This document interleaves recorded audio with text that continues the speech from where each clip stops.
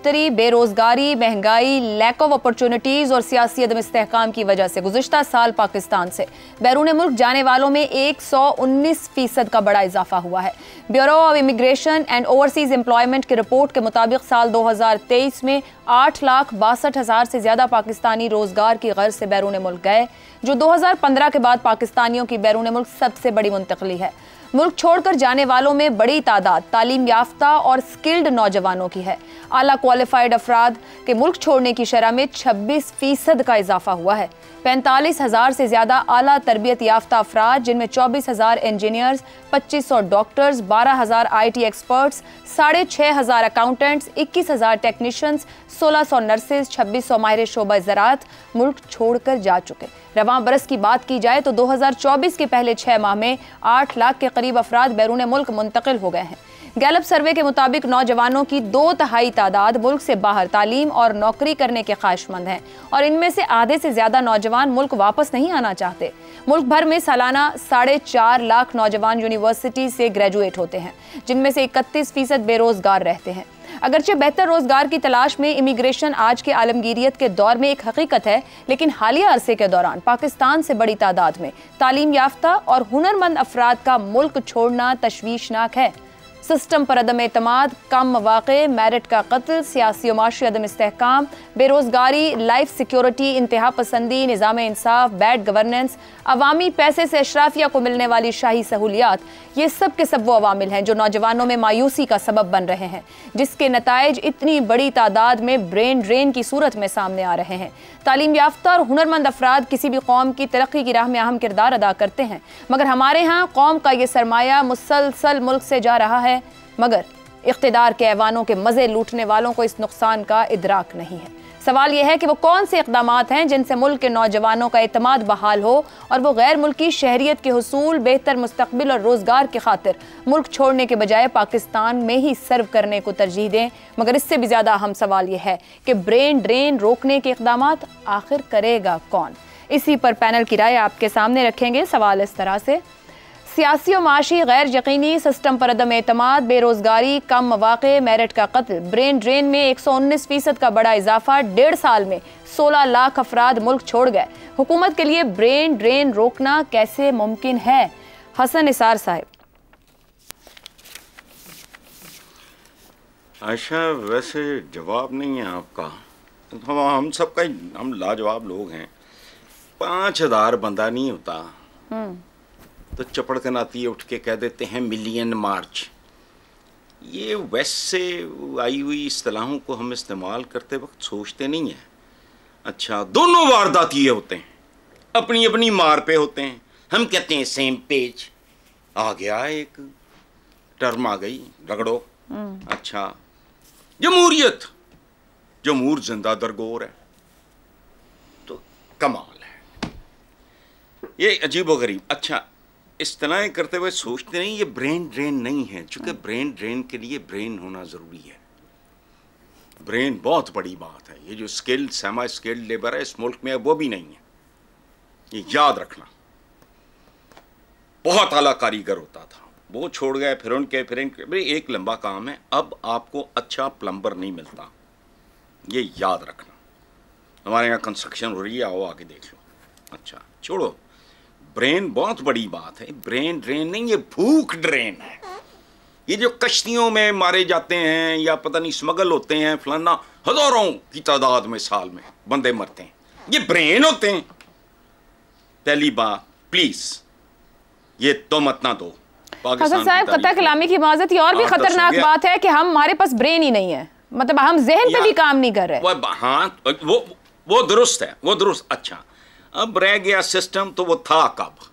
देखो, बात सुनो, डूब मरने वाली बात है। ये बज़ाहिर बड़ी मामूली बातें। पाकिस्तान बने 76 साल हो गए, डे 1 से मामूली थानेदार, मामूली चाकर अवाम का, उसको अर्जियां जाती हैं तो उन पे क्या लिखते? फिदवी। शर्माती है? अच्छा, ताबेदार, खाकसार, फरमाबरदार, अल-आरिज। और तुम्हारा कुछ नहीं बता। ये नाम नेहाद आबादी है, ये मुहावरा अशरों पुराना है। जब से मैंने होश संभाला है, पहले तो समझ ही नहीं आती थी। वकील की करना जी, जज ही कर लो। अब मुझे बताओ, स्टैंड जारी डाल देते हैं डॉक्टर्स, क्या क्या नहीं होता। ये सिंध में आपकी यूनिवर्सिटी पकड़ी गई है चंद दिन पहले, यूनिवर्सिटी या कोई इदारा, कोई इंस्टीट्यूट, व्हाटएवर, टेक्नीशियंस। मैं पिटा भी था कहीं, मैंने कहा ये तो ब्रिज बनाने वाले लोग हैं, कल थले आके बंदे मार जाने को कोई गल नहीं, थोड़ी या कमी बंदे मरवाने ली। ब्रेन तो बहुत बड़ी बात है। अपने टीवी चैनल्स देखो गौर से, मेरे साथ 24 घंटे बैठो, चीखें निकल जाएंगी। इमला और हिज्जे गलत होते हैं। आपका साबिक वजीर आज़म सॉवरेनिटी को सॉवरेनिटी, माल रोड ते हाल रोड, पता नहीं केड़ी अंग्रेजी बोल दे। अवाम ये कहती है, ठीक, आप खुद ये कहते हो, अवाम कहती नहीं है, कहते हैं। चंद दिन पहले मैं देख रहा था, आशश एन से लिखा हुआ, 99% यही करते हैं। तो छोड़ो ब्रेन ड्रेन, ब्रेन किथे थे, इतने टिड्ड ने। ठीक हो गया। अब सार साहब, अगर अशराफिया की नई नस्ल पाकिस्तान के मुस्तकबिल को मानने को तैयार नहीं, उनका सारा इंतजाम बाहर है, तो आम पढ़ा लिखा हुनरमंद पाकिस्तानी सिस्टम पर कैसे एतमाद करेगा? और अगर डॉक्टर, इंजीनियर्स, IT एक्सपर्ट सब बाहर जाएंगे, 25 करोड़ तो जा नहीं सकते, यहाँ क्या बचेगा? देखिए, एक तो आपने एलीट की बात की है, मैं इस बात से आपकी एग्री करूंगा कि जब आप सियासतदानों को कहते हैं ना, तो एलीट कहें तो ज़्यादा मुनासिब है, क्योंकि सियासतदान इस एलीट में शामिल वजह हैं। वो उन्हें आप कमज़ोर कह सकते हैं, लालची कह सकते हैं, नाहल कह सकते हैं, नालायक कह सकते हैं, लेकिन वो मास्टर ऑफ द सेरेमनी नहीं है, वो शामिल वजह हैं। ये हमें याद रखना चाहिए। और जब तक मास्टर ऑफ द सेरेमनी ये चीज़ें नहीं समझेगा और नहीं ठीक करेगा, तब तक ये कुछ ठीक नहीं हो सकता, जो कुछ आपने अभी जिक्र किया। और जहाँ तक ब्रेन ड्रेन है, मैं हसन निसार साहब की बात से एग्री करता हूँ। इस हद तक कि अगर ये ब्रेन और ये ड्रेन है तो हो ही जाए तो अच्छा है। जो इन्होंने जाके वहाँ पे नासा पे जो कब्ज़ा कर लिया ना अमेरिका में, और वहाँ पे बोइंग फैक्ट्री में, और एलॉन मस्क की गाड़ियाँ अगर यही बना रहे हैं ना, और माइक्रोसॉफ्ट और गूगल के हेड्स यही बन गए हैं ना जाके, तो फिर तो वाकई मुझे बड़ी तकलीफ़ होगी। लेकिन है ये नहीं। और जो ये वहाँ जाके करते हैं ज़्यादातर, मैं वो कहना इसलिए नहीं चाहता कि वो लगेगा कि पता नहीं मैं किसी भी किस्म के पेशे को कमतर या बरतर समझता हूँ, इसलिए मैं मिसाल नहीं दूंगा। लेकिन मुझे पता है अपने पाकिस्तानियों को, मेरे अपने रिश्तेदार भी हैं वहाँ पे और दोस्त भी हैं वहाँ पे, वो कितने करूँ हैं और कितना ब्रेन है उनका, और जो कितना ड्रेन हो चुका है वो मुझे पता है। बात यह कि 2-3 किस्म के लोग हैं। एक तो जेन्युइनली कुछ वाकई हमारे यहाँ अच्छे इंटेलिजेंट लोग हैं जो जाते हैं और बेहतर मुस्तकबिल के लिए वहाँ जाना चाहते हैं, उनका हक है, जाएँ, तरक्की करें। लेकिन यहाँ पे जो निकम्मे तरीन होते हैं, जिनको यहाँ कोई काम नहीं मिलता, कोई स्किल नहीं आती, वो कहते हैं असी दुबई चल जाइए, या असी अमेरिका चल जाइए, या असी यूरोप चले जाइए, जिस तरह भी चले जाएँ, और वहाँ जाके जो घटिया से घटिया काम है बड़े फ़ख्र से करेंगे। यहाँ नहीं करेंगे, क्योंकि हमारे यहाँ माहौल ऐसा नहीं है, कल्चर ऐसा नहीं है। तो ये 2 किस्म। तीसरी किस्म एक जो नई आ रही है अब जी। मैं आपको ये बहुत एहतियात से ये बात बता रहा हूँ, क्योंकि मुझे बहुत ज़रूरी लगती है।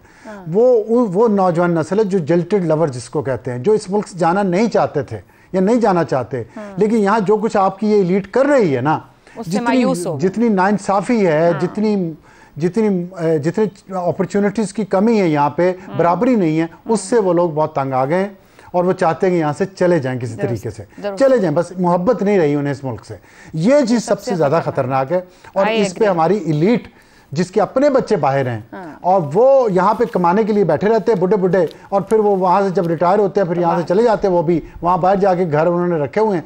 लेकिन यहाँ अपने ना बच्चे रहते हैं, ना उन स्कूलों में जाते हैं, ना उन हॉस्पिटल्स में जाते हैं, तो कैसे हालात ठीक हो? एक चीज़ मैं आपको बता दूँ, स्किल्ड और नॉट स्किल्ड का, छोटी सी बात है। देखिए, जर्मनी में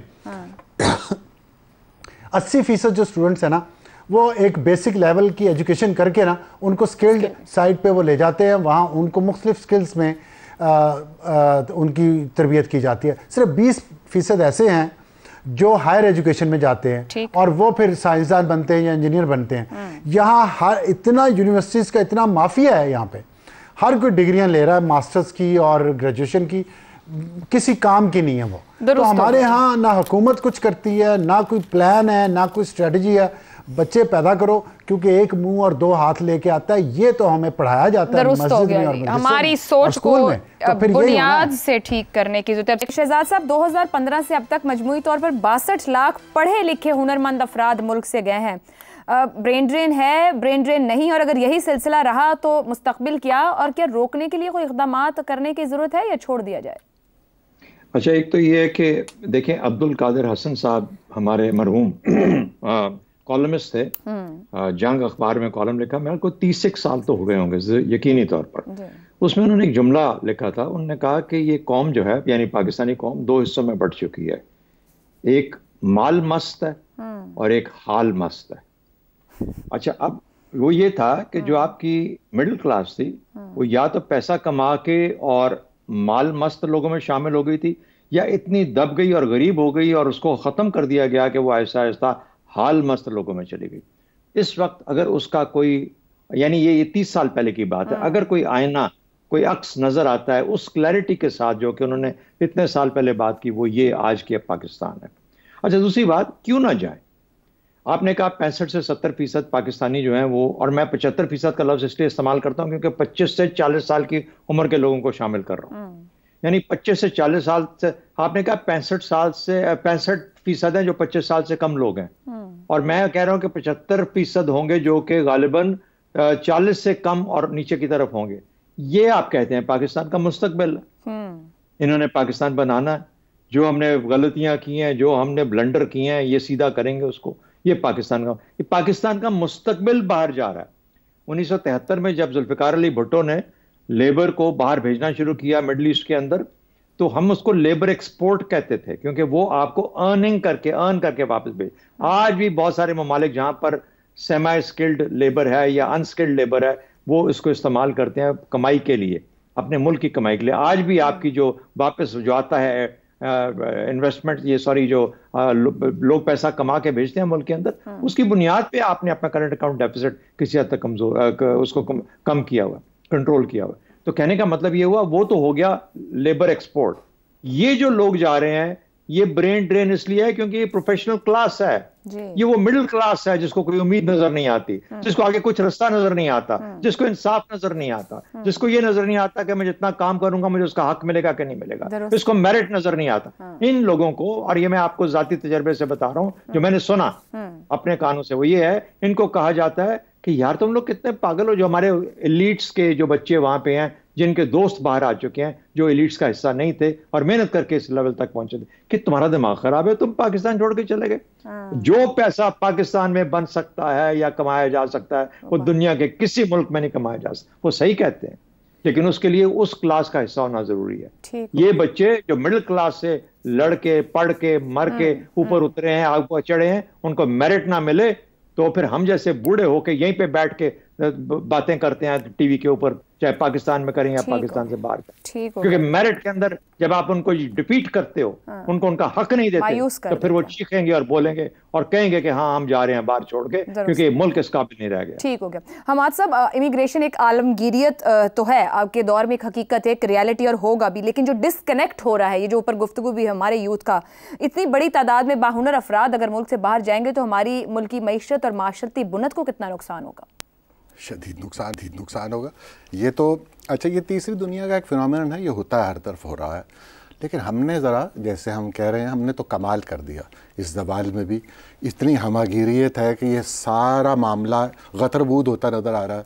जैसे आपने कहा ना नौजवानों की, मैं एकदम मेरे जहन में आ गया कि मैं आपको अपनी मिसाल देता हूँ। एक मसलन आज से 25 साल पहले मुझे BBC के प्रोड्यूसर की नौकरी मिली। मैंने कहा यार कहाँ मैं जाऊँगा, और ये क्या बेपहदे के लोग होते हैं जो मुल्क से चले जाते हैं, हमारी तो जड़ें हैं, हम तो यहीं रहेंगे। इस तरह की बातें करके हमने इनकार कर दिया हमने। अब जब मेरी बच्ची मुझसे पूछती है, ये मैं आपको हकीकी एक बात बता रहा हूँ, कि जब वो मुझसे पूछती है कि बाबा आप ये बताइए कि 10 साल बाद पाकिस्तान में पानी होगा, तो मैं ईकान से इस बात का जवाब नहीं दे सकता। जब वो कहती है कि भाई आपका जो शहर है ये आलूदा तरीन शहरों में नंबर 1 है दुनिया में, तो यहाँ क्या होने जा रहा है, बड़ी आसानी से लिख देते हैं वो कि 7 साल आपकी उम्र के कम हो जाते हैं एवरेज पर। तो 7 साल या ज़िंदगी के 7 साल, वो क्या है, ये 5 बरस या 4 बरस छिन जाएँ तो लगे 1000 बरस। ये तो यानी इतनी आसानी से ऐसी बातें हमारे यहाँ कर दी जाती हैं। तो हम तो कह रहे हैं ना, मेरिट, यकसा मौक़े, तालीम, सेहत। मैं उससे भी ज़्यादा बुनियादी बात कर रहा हूँ कि आप हमें कोई कल तो सीधी बता दीजिए, ताकि हम ये जो मर्गे उम्मीद का सामना है तो हम लोगों को कुछ बता तो सकें कि यार ये देखिए, ये भी एक रोशन किरण नज़र आ रही है, ये भी पहलू है देखिए। तो अफसोस की बात है कि हमारे पास ऐसी कोई बात नहीं है नौजवान नस्ल को बताने वाली। ठीक हो गया जी, दिखता ही है गुफ्तगू भी के पास सिर्फ कहने को है, अमलन होना कैसे और किया कैसे जाना है इसका कोई रास्ता दिखता नहीं है। आज के प्रोग्राम से इतना ही, इजाज़त दीजिए।